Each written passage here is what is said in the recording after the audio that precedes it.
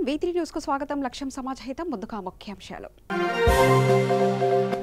ఈ నెల 18న తెలంగాణ ఇంటర్ ఫలితాలు తుది నివేదికను విద్యాశాఖకు సమర్పించామన్న ఇంటర్ బోర్డు సెక్రటరీ.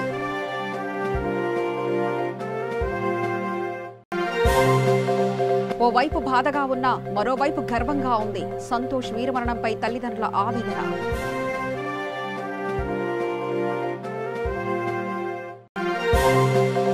శంషాబాద్ ఎయిర్పోర్టుకు చేరుకున్న సంతోష్ భార్యా పిల్లలు ప్రత్యేక కాన్వాయ్లో సూర్యాపేటకు తరలింపు.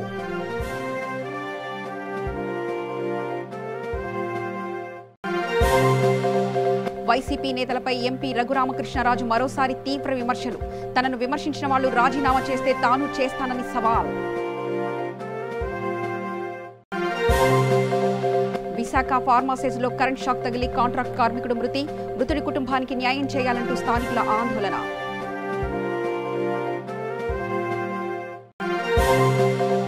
ఖమ్మం జిల్లా కల్లూరులో టాస్క్ ఫోర్స్ దాడులు. లైసెన్స్ లేని పురుగుల మందు షాపులపై చర్యలు.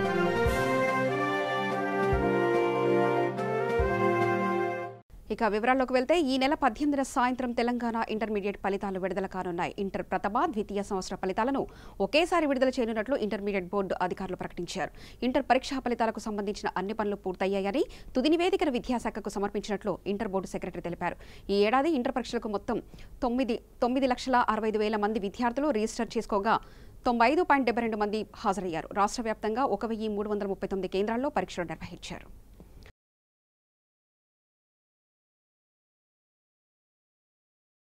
భారత్ చైనా సరిహద్దుల్లోని లడఖ్లో గాల్వన్ లోయ వద్ద సోమవారం రాత్రి చైనా సైన్యంలో జరిగిన ఘర్షణలో తెలంగాణ బిడ్డ సూర్యాపేటకు చెందిన కల్నల్ బిక్కుమల్ల సంతోష్ బాబు వీరమరణం చెందారు.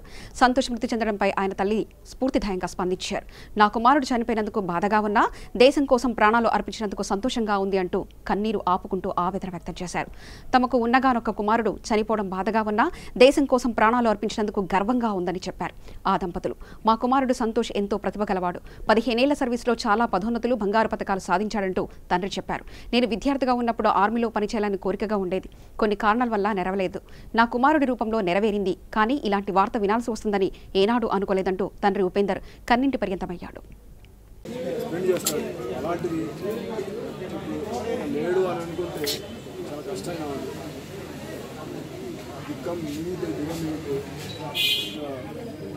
నేను అనుకున్న కళ, నేను సైన్యంలో చేసి సేవ చేద్దాం అనుకున్నది నాకు నెరవేరలేదు. దాన్ని నా కొడుకు ద్వారా చూసుకుందాం అనుకొని మా వాడిని దాన్ని తయారు చేసి దాంట్లో అడ్మిషన్ వచ్చేలా చేసుకొని ఎంతో కష్టపడి దాంట్లో ర్యాంకులు, గోల్డ్ మెడళ్ళు అన్నీ వాడి throughout his career 10 years age నుంచి ఇప్పటి వరకు సైనిక్ స్కూల్ అడ్మిషన్లో కూడా స్టేట్ 2nd ర్యాంక్ వచ్చింది. ఎన్డీఏలో కూడా నేషనల్ ర్యాంక్ 123 వచ్చింది. అక్కడ కూడా గోల్డ్ మెడల్స్, ప్రశంసా పత్రాలు. స్టడీలో అపాయింట్మెంట్ ఏంటంటే సర్వీసు 15 ఏళ్ల సర్వీస్లో కూడా ఎన్నో ప్రశంసా పత్రాల వల్ల చీఫ్ ఆఫ్ ఆర్మీ స్టాఫ్ నుంచి వచ్చినాయి. ఆయన రికార్డు చాలా బాగుంది. ఎకనామిక్గా బాగుంది, సర్వీస్లో బాగుంది. అన్నీ చేశాడు. విదేశాల్లో సర్వీస్ చేశాడు. అది యునైటెడ్ నేషన్స్ మిషన్, ఐక్యరాజ్య సమితి మిషన్లో కూడా కాంగో చాలా క్లిష్టమైన పరిస్థితుల్లో వెళ్ళి 15 ఏళ్ళు పనిచేశాడు. దానికి సక్సెస్ఫుల్గా తనకి అంతర్జాతీయ వచ్చింది. మా కోడలు అక్కడే ఉంది, ఢిల్లీలో ఉంది ప్రస్తుతం. ఆమె చెప్పింది. వాళ్ళు కూడా ఇచ్చారు. వాళ్ళు కూడా కల్నల్ సంతోష్ బాబు అని చెప్పేసి అంటే మీకు ఎట్లా అనిపిస్తుంది ఇట్లా ఈ విధంగా జరిగింది కదా? ఒకవైపు బాధగా ఉంది, ఒకవైపు సంతోషం. దేశం కోసం నా కొడుకు ఇచ్చిన, కానీ తల్లిగా బాధపడుతుంది. ఒక్కడే బాబు నాకు. ఏం పేరండి మీ పేరేం పేరు? నా పేరు మంజుల. ఒకటే బాబా అండి? ఒక్కడే బాబు. బాబు మీకు ఎప్పుడు సమాచారం ఇచ్చారండి? ఎట్లా మా కోడలికి నైట్ తెలుసంట, నాకు మాత్రం మధ్యాహ్నం చెప్పింది. నేను తట్టుకోలేనని చెప్పేసి మధ్యాహ్నం 2 గంటలకు నాకు చెప్పింది.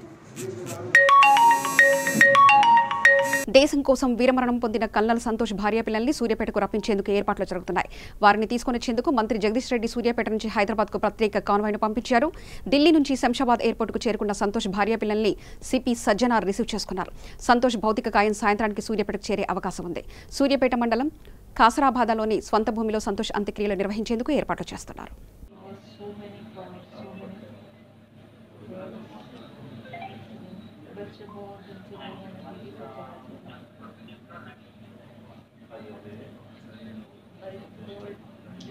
10 दिन और ज़्यादा छुट्टी एक्सटेंशन होगी.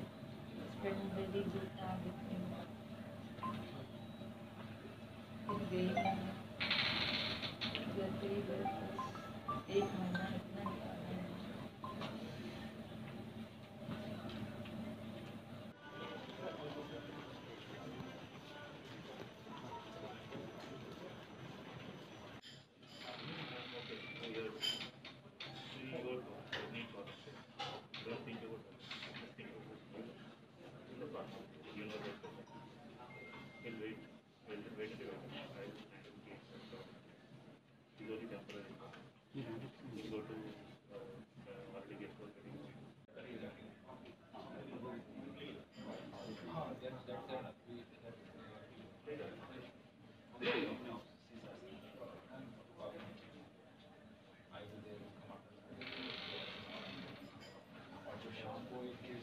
మొన్నే జరిగిన సంఘటనలో ఇండో చైనా బార్డర్లో మన తెలంగాణ పుట్టుబిడ్డ కర్నల్ సంతోష్ బాబు అమరవీరులు అయినారు.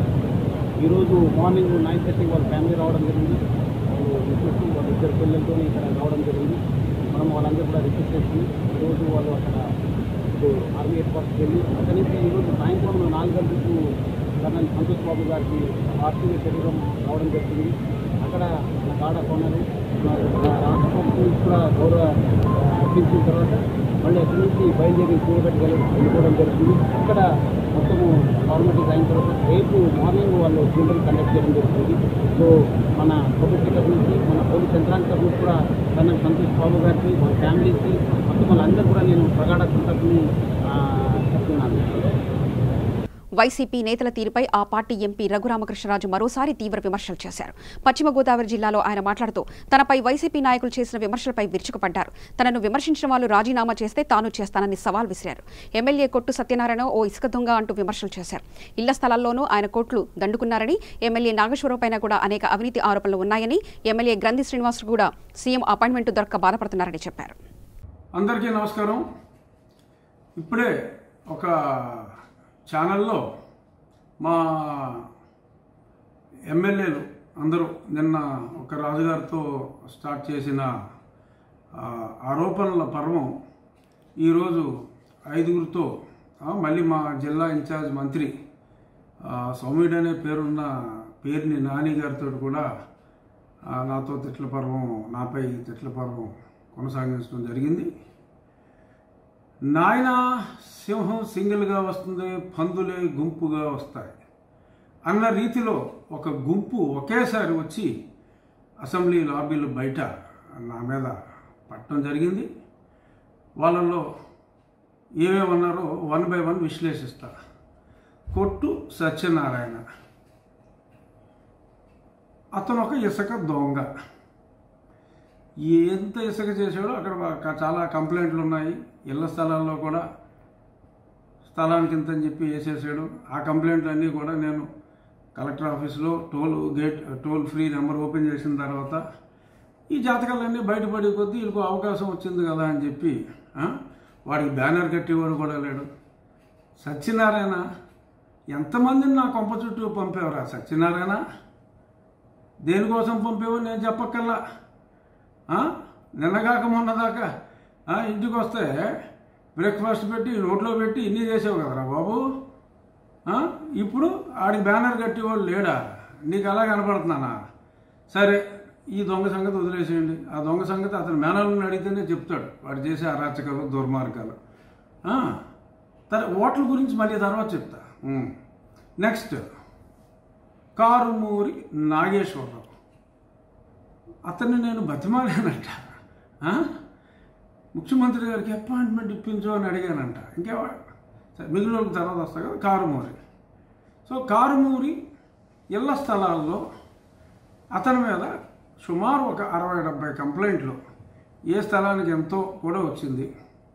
ఇంకా భయం కూడా లేకుండా నిన్నటి వరకు 30-35 వేలు డిమాండ్ చేసేది ఇంత కంప్లైంట్లు ఇచ్చి ఇవన్నీ చేసిన తర్వాత మొత్తం క్లోజ్ చేసేస్తున్నాం అకౌంట్ అని చెప్పి రేలంగి అనే గ్రామంలో ఇంకొక 5,000 రూపాయలు కూడా నాగలక్ష్మి అనే ఒక యువతికి పెంచడం జరిగితే నేను కొవ్వూరు ఆర్డీఓ గారికి చెప్పడం జరిగింది. సో వీళ్ళందరూ ఈ దొంగలందరూ క్యాష్ కలెక్ట్ చేసేసి చెక్కుల్లో కొంత క్యాష్లో కొంత I'm retreating that stand. So వీళ్ళు కూడా నా గురించి అటువంటి వాడు అనర్హుడు అని రకరకాలుగా మాట్లాడాడు నాగేశ్వరరావు. సరే, నాగేశ్వరరావు 30 years నుంచి మా బాబురాజు గారితో ఉన్నాడు. నాకు చాలా. విశాఖ జిల్లా పరవాడ మండలం ఫార్మసీస్లో విద్యుత్ షాక్ తగిలి కాంట్రాక్టు కార్మికుడు మృతి చెందాడు.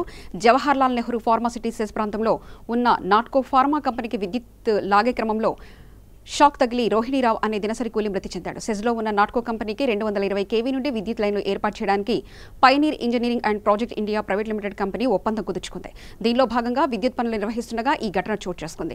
మృతునికి భార్య, 2 పిల్లలు ఉన్నట్లు బంధువులు తెలిపారు. కాగా మృతునికి న్యాయం చేయాలని డిమాండ్ చేస్తూ మాజీ మండల అధ్యక్షుడు జగన్నాథరావు, కన్నూరుపాలెం గ్రామ మాజీ సర్పంచ్ శ్రీధర్రాజు ఆధ్వర్యంలో స్థానికులు ఆందోళనకు దిగారు.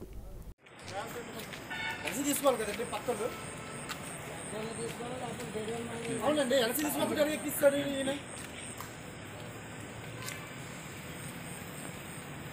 వాళ్ళు ఎలసి తీసుకోమంటే పేమెంట్ కట్టాలేమని వాళ్ళు అనుకుంటున్నారు. సార్, ఇక్కడ జరిగింది ఏంటంటే యాక్చువల్గా మనము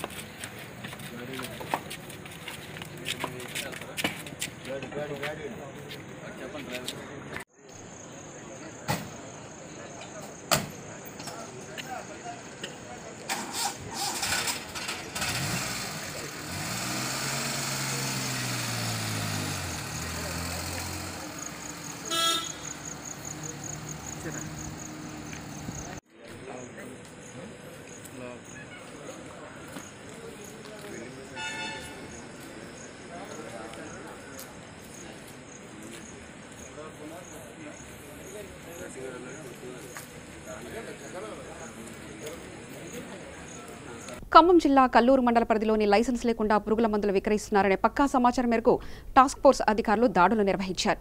రఘునాథ బంజర్ గ్రామానికి చెందిన రావుల రాంబాబు అనే వ్యక్తి ఇంట్లో తనిఖీలు చేపట్టి సుమారు 91,972 రూపాయల విలువ గల పురుగుల మందు ప్యాకెట్లు స్వాధీనం చేసుకున్నారు. నిందితునిపై కేసు నమోదు చేశామని ఏవో రూపా తెలిపారు.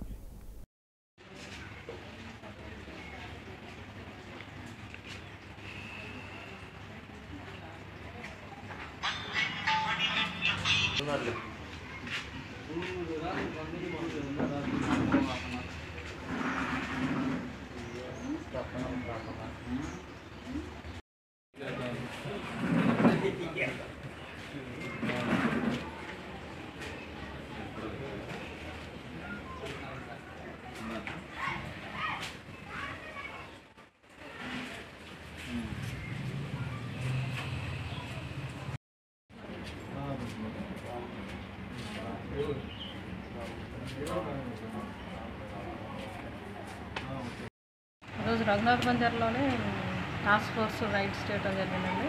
అందులో రావూరి రాంబాబు గారి దగ్గర రైడ్ చేయడం జరిగింది. అందులో హెడ్ కానిస్టేబుల్ రామనారావు గారు, అలాగే కానిస్టేబుల్స్ చారి అండ్ నరసరావు గారు ఉన్నారు. వాళ్ళు రైడ్ చేయడం జరిగింది. అందులో మనకి వీళ్ళ ఇంట్లో అన్ఆథరైజ్డ్గా పెస్టిసైడ్ స్టోర్ చేయడం జరిగింది. అవి వాళ్ళు ఎస్ఐ గారు హ్యాండ్ ఓవర్ చేసుకున్నారు. హ్యాండ్ ఓవర్ చేసుకొని మనకి అప్ చెప్పడం జరిగింది. దీని మీద అన్ఆథరైజ్డ్ ప్రిమిసెస్లోని ఒక 90,000కి సంబంధించిన విలువైన పెస్టిసైడ్స్ ఉన్నాయి కాబట్టి దాని మీద 6 కేసు చేయడం జరుగుతుంది. Hand over. దేశంలో విలయతాండవం చేస్తూ దేశ ప్రజలను హడలెత్తిస్తున్న కరోనా ముప్పు నుంచి రక్షణ కోసం ఏపీలో పలు దేవాలయాల్లో ప్రత్యేక హోమాలు కొనసాగుతున్నాయి. దీంతో భాగంగా పశ్చిమ గోదావరి జిల్లా ద్వారకా తిరుమలలో శ్రీ వెంకటేశ్వర స్వామి ఆలయంలో వేద పండితులు ద్వాదశాక్షరి మంత్రం జపం మహాశాంతి హోమాన్ని నిర్వహించారు. దేశంలో కరోనా మహమ్మారి తరిమికొట్టేలా దైవం కరుణ చూపించాలని పండితులు ఆ ఆదిదేవుడికి పూజలు చేశారు.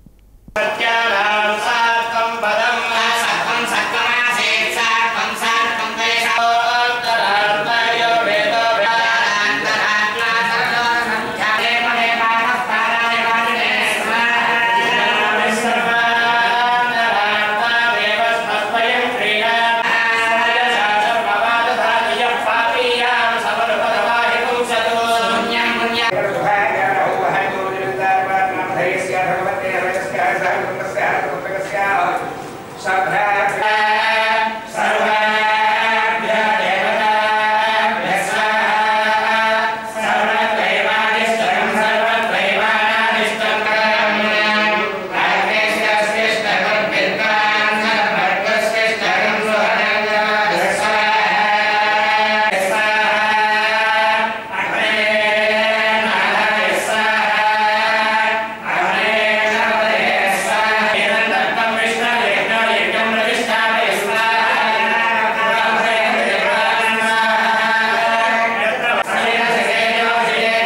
బాలాపూర్ పదిలోని బాలలతో గాజులు తయారు చేస్తున్నారన్న పక్కా సమాచారం మేరకు పోలీసులు చైల్డ్ లైన్ శాఖ అధికారులు తనిఖీ చేపట్టారు.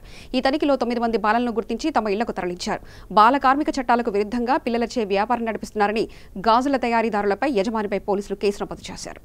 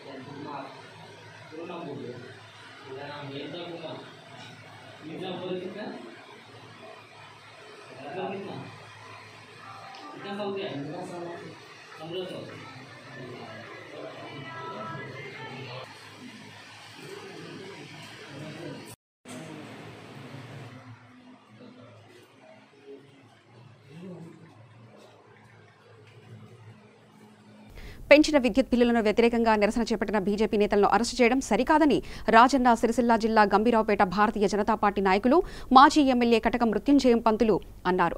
మండల కేంద్రంలో ఏర్పాటు చేసిన మీడియా సమావేశంలో ఆయన మాట్లాడుతూ కరెంటు బిల్లులు పెంచి పేద ప్రజలపై అధిక భారం మోపుతున్నారని ఆరోపించారు. కాళేశ్వరం నీటి దోపిడీ జరుగుతున్నా ఎందుకు పట్టించుకోవడం లేదని ప్రశ్నించారు. మంత్రి కేటీఆర్ తన సొంత నియోజకవర్గంలో 9 ప్యాకేజీల పనులు పూర్తి చేయలేకపోతున్నారని అన్నారు. 9వ ప్యాకేజీ పనులు పూర్తి చేసి మలక్పేట నుంచి దిగువ మానేరుకు నీళ్లు రావాలని, సిద్దిపేట నుంచి నీళ్లు తరలిస్తామంటే ఊరుకోమని ఆయన హెచ్చరించారు. అంటే ఎవ్వడు ప్రశ్నించద్దా మిమ్మల్ని? అంటే ఎవ్వడు అడగద్దు. ఒక సమావేశం కానీ ఒక సందర్భం లోపల కానీ ప్రభుత్వం గురించినటువంటి వ్యతిరేకమైనటువంటి మాట ఎవరు మాట్లాడద్దు. మాట్లాడితే మేము అరెస్ట్ చేస్తాం, నిర్బంధిస్తాం, రోడ్ల మీదకి రానియం అనేటువంటిది ఏదైతే ఉన్నదో నేను హెచ్చరిస్తూ ఉన్నా. ఇది ప్రభుత్వానికి, ప్రభుత్వం యొక్క మనుగడకు చాలా, మరి ముఖ్యంగా ప్రజాస్వామ్య మనుగడకు చాలా గొడ్డలు పెట్టనేటువంటి మాట చెప్తా ఉన్నా. ఈ దేశం లోపల ఉన్నటువంటి అనేక రాష్ట్రాలలో ఒక రాష్ట్రం, ఈ రాష్ట్రం లోపల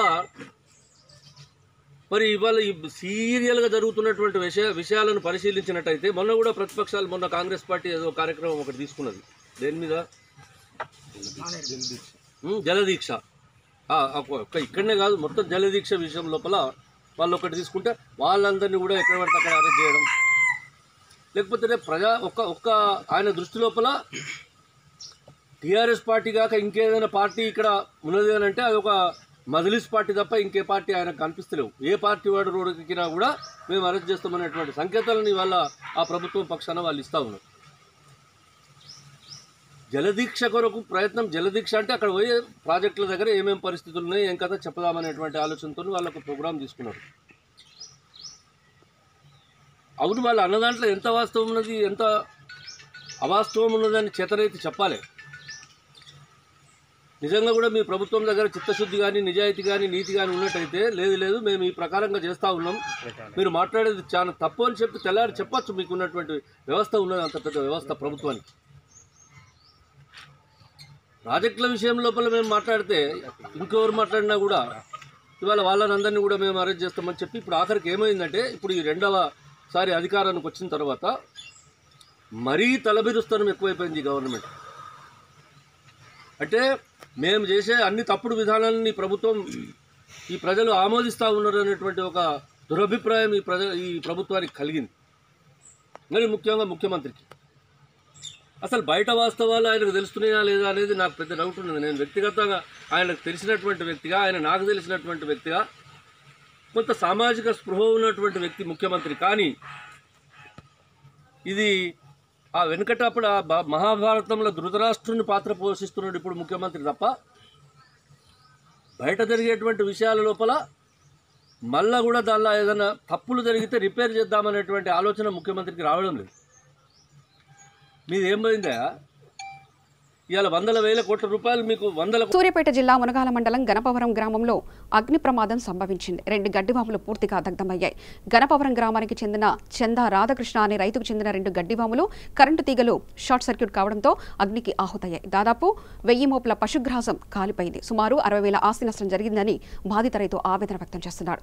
దీనిపై అధికారులు స్పందించి తమను ఆదుకోవాలని కోరారు.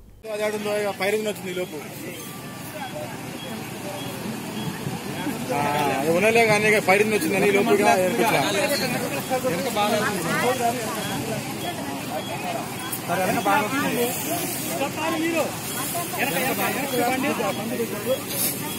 జగిత్యాల జిల్లా రాయకల్ మండలంలోని బోర్నపల్లి గ్రామంలో కురిసిన భారీ వర్షాలకు విద్యుత్ స్తంభాలు కూలి 3 గేదెలు మృతి చెందాయి. విషయం తెలుసుకున్న ప్రజాప్రతినిధులు సర్పంచ్, ఉప సర్పంచ్ పశువుల యజమానులను పరామర్శించారు. ఈ సందర్భంగా వారు మాట్లాడుతూ రైతులకు నష్టపరిహారం అందేలా చూడాలని అధికారులను కోరారు.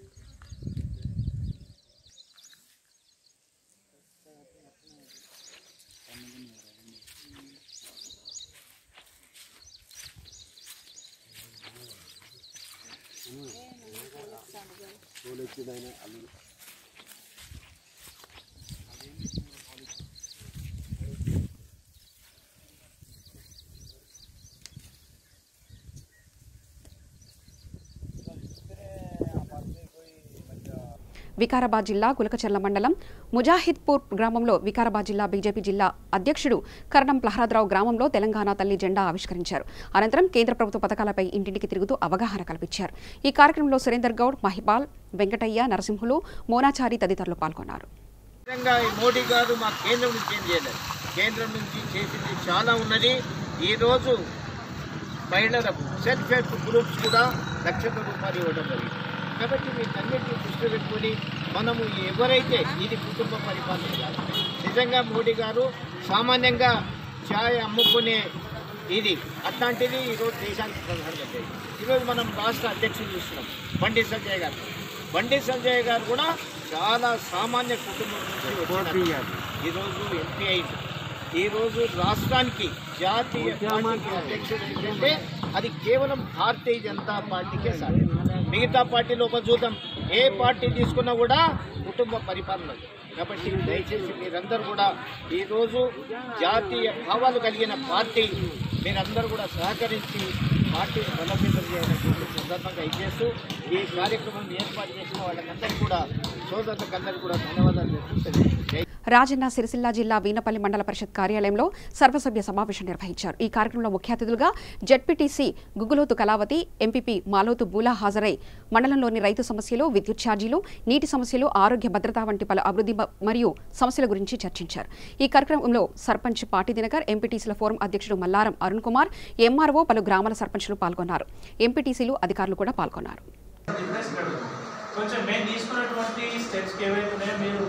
సపోర్ట్ చేయండి.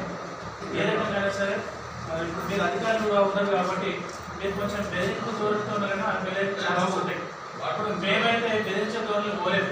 ప్రజలందరూ కూడా ఈ మాస్క్ విషయంలో కావచ్చు, శానిటైజర్లు కావచ్చు, దూరం ఒకరికొకరు భౌతిక దూరం పాటించడంలో కావచ్చు, ఈ హాస్పిటల్స్ కావచ్చు, హోటల్ మెయింటెనెన్స్లో కావచ్చు, మనుషుల్లో కొంచెం మీ సహకారం ఉంటే దాన్ని ఇంకా కూడా కన్ఫర్మ్ చేయాలని చెప్పేసి అనుకుంటున్నాం.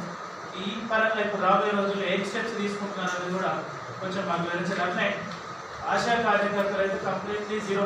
ఏ ఊళ్ళో చూసినా ఆశా కార్యకర్తల వర్క్ నడుస్తలేదు. వాళ్ళు ప్రెగ్నెంట్ లేడీస్ని ఇన్ టైంలో ఐడెంటిఫై చేస్తలేరు, రిజిస్టర్ చేసుకుంటలేరు. అండ్ మంత్లీ ఇవ్వాల్సినటువంటి టీకాలు ఏవైతే ఇస్తారో అది కూడా ఇవ్వడం లేదు. ఇవ్వకపోగా మేము అడిగితే దాన్ని దాటేసి మేము మర్చిపోయాము. మేము సెకండ్ టీకా కోసం వెళ్లబడబోతే అక్కడ మాకు అప్పటిదాకా తెలియలేదు. వాళ్ళు ఇచ్చినాక వాళ్ళు మా దగ్గరికి ఎంత వస్తారు వాళ్ళు క్వశ్చన్ చేయడం. ఈ రకమైనటువంటి కన్ఫ్యూజన్ వీళ్ళు బాగా చేస్తారు. ఆశా కార్యకర్తలు వాళ్ళు జీరో ఉంది. ఏ ఊరైనా సరే ఎక్కడైనా ఆశా కార్యకర్తలు కంప్లీట్లీ మాకు అసలు మా దగ్గర సైన్ కోసం తప్ప దేని గురించి వస్తలేదు. ఈ ఫ్రైడే అనేటువంటి మమ్మల్ని తీసుకుపోతున్నారు, అక్కడ ఒక ఫోటో తీసుకున్నారు. మేము వచ్చేదాకా వాళ్ళు పోతలేదు. మేము పోయినాక మమ్మల్ని నిలబెట్టుకుని ఒక ఫోటో తీయకపోతే లేక అంతా కూడా డిస్టర్బెన్స్ అవుతుంది. కొంచెం అంబులెన్స్ను, తర్వాత హాస్పిటల్ని, ఆశా వర్కర్ని, ఈ మాకు ఏఎన్ఎం కూడా ఇక్కడ చాలా అవసరమే. సెకండ్ ఏఎన్ఎం వేరు కాబట్టి ఏఎన్ఎం కూడా ఖచ్చితంగా శాంక్షన్ చేయాల్సిన బాధ్యత మీ పైన ఉంది. ఈ పనిని కొంచెం కృషి చేయాలి, రీసెర్చ్ చేయండి. మీరు కూడా ఈ కరోనా విషయం అయితే కొంచెం నేను తీసుకోబోయేటువంటి స్టెప్స్ ఏదో మాకు తెలిస్తే బాగుంది. భద్రాద్రి కొత్తగూడెం జిల్లా భద్రాచలం ప్రభుత్వ వైద్యశాలలో సిబ్బంది మధ్య ఘర్షణ చోటు చేసుకుంది. ఆసుపత్రిలో అనెస్థేషియా డాక్టర్గా విధులు నిర్వహిస్తున్న డాక్టర్ మల్లేశం ఓ పేషెంట్కు మాస్క్ పెట్టమని సిబ్బందికి చెప్పాడు. తర్వాత డాక్టర్ వెళ్లిచుడుగా పేషెంట్కు మాస్క్ లేకపోవడంతో తాత్కాలిక ఉద్యోగిని పద్మపై చేయి చేసుకున్నాడు. తను మాస్క్ పెట్టనని, అది ఏమైందో తెలియదని డాక్టర్కి చెప్పినా వినకుండా స్కెతస్కోప్తో కొట్టాడని పద్మ ఆసుపత్రి సూపరింటెండెంట్కు ఫిర్యాదు చేసింది. దీంతో ఇరువురి మధ్య వాగ్వాదం ఎక్కువై ఘర్షణ వాతావరణం చోటు చేసుకుంది. గ్లౌజులు కానీ పీపీఈలు కానీ ఏం లేకుండా వాళ్ళ మూత్రాన్ని ముడతాం, వాళ్ళ బ్లడ్ని ముడతాం, వాళ్ళ శరీరాన్ని శుభ్రపరుస్తాం. కానీ కరోనా టైం మాకు ఎలాంటి అవేర్నెస్ ప్రోగ్రామ్ కూడా మా దగ్గర లీడర్షిప్ క్వాలిటీ ద్వారా కానీ మాకు ఇంతవరకు తెలియజేయబడింది. అసలు ఏం జరిగింది? ఈ రోజు సార్ పట్టలేదు, చెప్పేది వినండి. ఈ పాపం పేషెంట్ డెలివరీ పేషెంట్ షిఫ్ట్ చేసింది, క్యాప్ లేదు, ఏం లేదు సార్. అసలు పేషెంట్ తీసుకొని ఓటీకి వెళ్ళాను. వెళ్ళేసరికి మాస్క్ లేదమ్మా నేను చూడను అన్నారు సార్. సరే నేను వెనక్కి తిప్పుకొచ్చాను, మాస్క్ కట్టించాను. మాస్క్ కట్టించి మళ్ళీ తీసుకెళ్ళి సార్ నేను మాస్క్ కట్టించి పేషెంట్ బయటికి లోపలికి తీసుకొచ్చా సార్ అన్నాను. అయితే సరే అన్నాను. అయితే నేను ఇక వదిలేసి వచ్చేస్తా ఉన్నాను సార్. వచ్చేస్తుంటే ఇటు రమ్మ అని పిలిచారు. ఎందుకు అనేసి వీల్ చైర్ వదిలేసి ఉరుక్కుంటూ వెళ్ళాను. వెళ్ళేసరికి ఇంకో చేతులు చేసి కొట్టారు సార్. సార్ ఏంటి సార్ అంటే మాస్క్ నాకు పేషెంట్ మాస్క్ పెట్టమన్నాను కదా అంటే పెట్టాను సార్ అంటున్నాను నేను. చూడు మాస్క్ అంటే అమ్మాయికి దగ్గర మాస్క్ లేదు. సరే వచ్చి కొడుతుంటే సార్ ఇంకోసారి ఇలా జరగదు సార్ క్షమించాను సార్ అని రెండోసారి పట్టుకున్నాను సార్ని. అయితే సార్ ఇప్పుడు డోర్ దగ్గర కింద పడిపోయినావు అని చెప్తున్నాడు సార్. సార్ నన్ను కొట్టారు. చెప్పేది నేను స్టెతస్కోప్ పట్టుకొని తప్ప నిన్ను కొట్టలేదు. నిన్ను కొడితే నేను సాధించాను. కేవలం మాస్క్ పెట్టమంటే పెట్టలేదు. వెళ్ళిపోతుంది పిలిపించి ఏదో మా మాస్క్ లేదని గద్దిస్తే ఆ గద్దుకే వెనక నుంచి వెనక్కి జరుపుకుంటూ వెళ్ళి డోర్ తగిలి కింద పడి ఏడ్చాం. ఏడ్చినా కానీ అప్పటి కూడా మాస్క్ పెట్టాలి. చెప్పేది ఇది కేవలం మాస్క్ దగ్గర వచ్చిన గొడవ కదా. మళ్ళీ మనకి మాస్క్ చెప్పేది నిన్ను నేను కొట్టలేదు అంటున్నా కదా.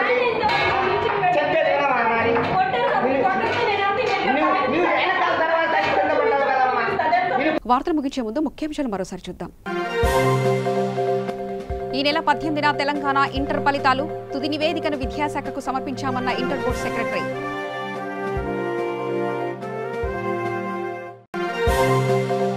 ఓవైపు బాధగా ఉన్నా మరోవైపు గర్వంగా ఉంది. సంతోష్ వీరమరణంపై తల్లిదండ్రుల ఆవేదన.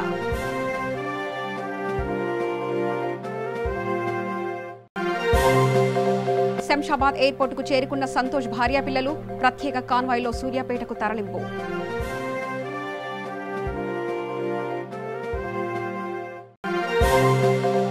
వైసీపీ నేతలపై ఎంపీ రఘురామకృష్ణరాజు మరోసారి తీవ్ర విమర్శలు.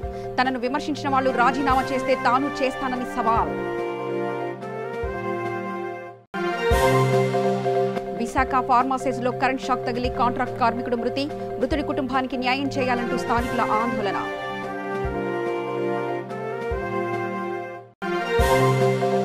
ఖమ్మం జిల్లా కల్లూరులో టాస్క్ ఫోర్స్ దాడులు. లైసెన్స్ లేని పురుగుల మందు షాపులపై చర్యలు.